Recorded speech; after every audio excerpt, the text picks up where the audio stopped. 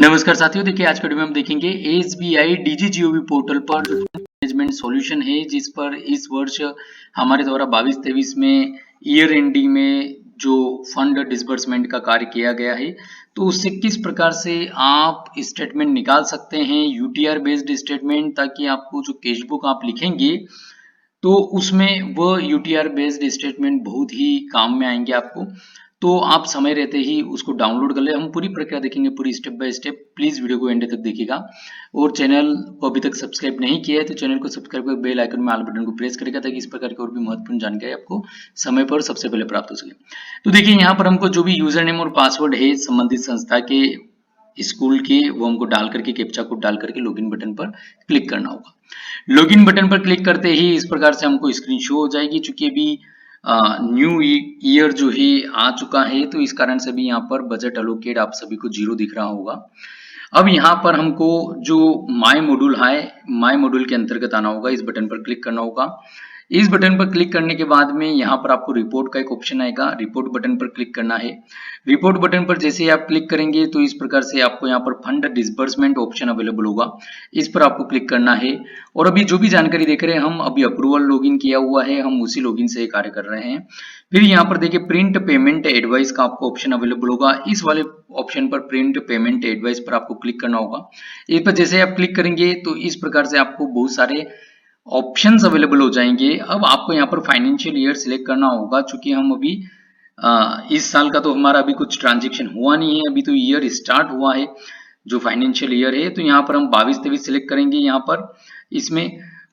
फिर उसके बाद में यहाँ पर तो आपका डीडीओ है ही है, जो भी संस्था है वो रहेगी।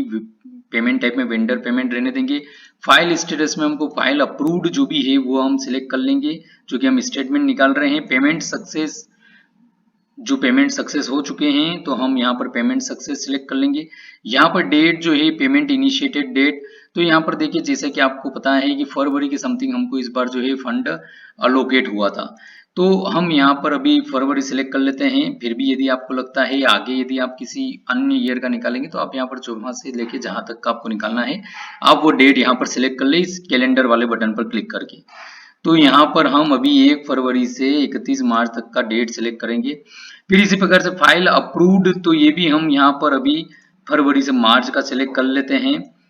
तो ये हमने ये भी यहाँ पर सिलेक्ट कर लिया है। अब यहाँ पर हम इस डाउन लाइन इस वाले चेकबॉक्स को यस को चेक कर लेंगे और टाइप ऑफ पेमेंट में हम यहाँ पर एक्सपेंडिचर सिलेक्ट करेंगे।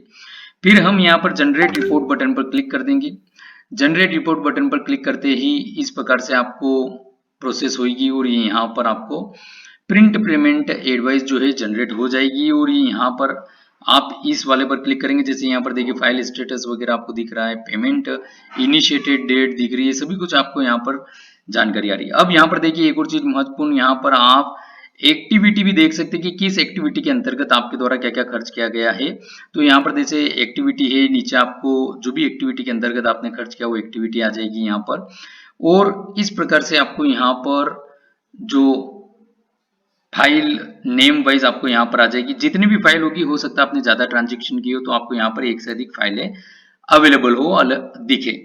तो हमको करना कुछ भी नहीं है, यहाँ पर हम इसको जो भी फाइल है हम उस फाइल पर क्लिक करेंगे। जैसे एक से अधिक है तो हम सभी पर एक एक पर क्लिक करेंगे। इस प्रकार से इस पर क्लिक करते इस प्रकार से प्रोसेस होगी और आपको यहाँ पर इस प्रकार से ये PPA file wise transaction detail आपको प्रदर्शित हो जाएगी। यहाँ पर देखिए इसमें यूटीआर नंबर रहेगा, यहाँ पर साथ ही आपको फाइल नेम रहेगा, ग्रांट शो हो जाएगी जिसमें आपने एक्टिविटी में ये खर्च किया है। तो आप जो कैश बुक लिखेंगे उसमें आप चाहे तो एक्टिविटी बेस भी लिख सकते हैं, अदरवाइज आप डेट वाइज जो कैश बुक जैसी रहती है आप उस प्रकार से उसको लिख सकते हैं। साथ ही साथ आप वहां पे मेंशन कर सकते हैं किस एक्टिविटी में आपने कितना खर्च किया। फिर उसके बाद में यहाँ पर देखिए मेकर की जानकारी आ जाएगी, कौन थे मेकर वगैरह, कौन वेरीफायर है ये भी जानकारी आ जाएगी, अप्रूवर से संबंधित जानकारी भी आ जाएगी। तो इस प्रकार से पूरी जानकारी यहाँ पर आ जाएगी। यूनिक कोड रहेगा, वेंडर बेनिफिशियर वेंडर का नाम यहाँ पर रहेगा, इसी प्रकार से उनका क्या अकाउंट वगैरह रहा है वो सब, अमाउंट वगैरह सभी कुछ यहाँ पर रहेगी। और ये यूटीआर नंबर भी यहाँ पर रहेगा। तो ये भी एक महत्वपूर्ण है, आप इसको भी मेंशन कर सकते हैं साथ ही साथ। तो ये इस प्रकार से हमको यहाँ पर नीचे दो ऑप्शन भी अवेलेबल रहेंगे। डायरेक्ट आप चाहें तो प्रिंट इससे कर सकते हैं, आप पीडीएफ बनाना चाहें तो इस पीडीएफ बटन पर क्लिक करके बना सकते हैं, एक्सेल फाइल डाउनलोड करना चाहे एक्सेल फाइल आप डाउनलोड कर सकते हैं इन बटन पर क्लिक करके। तो इस प्रकार से आप जैसे आप पीडीएफ फाइल को प्रिंट करेंगे, पीडीएफ फाइल डाउनलोड करेंगे तो पीडीएफ फाइल भी आपको इसी प्रकार से यहाँ पर अवेलेबल हो जाएगी। तो आप इनको सेव करके रख सकते हैं, ताकि जो है आप इनको एक एग्जाई करके सेव करके रख सकते हैं कभी भी, क्योंकि महत्वपूर्ण जानकारी है, आपको काम पड़ने पर ये बहुत ही यूजफुल रहेगी। तो साथियों आज की वीडियो में इतना ही, नेक्स्ट वीडियो में मिलेंगे इसी प्रकार की नई जानकारी के साथ में। प्लीज वीडियो को लाइक करेगा, शेयर करेगा और चैनल को सब्सक्राइब कर बेल आइकन में ऑल बटन को प्रेस करेगा। Thank you.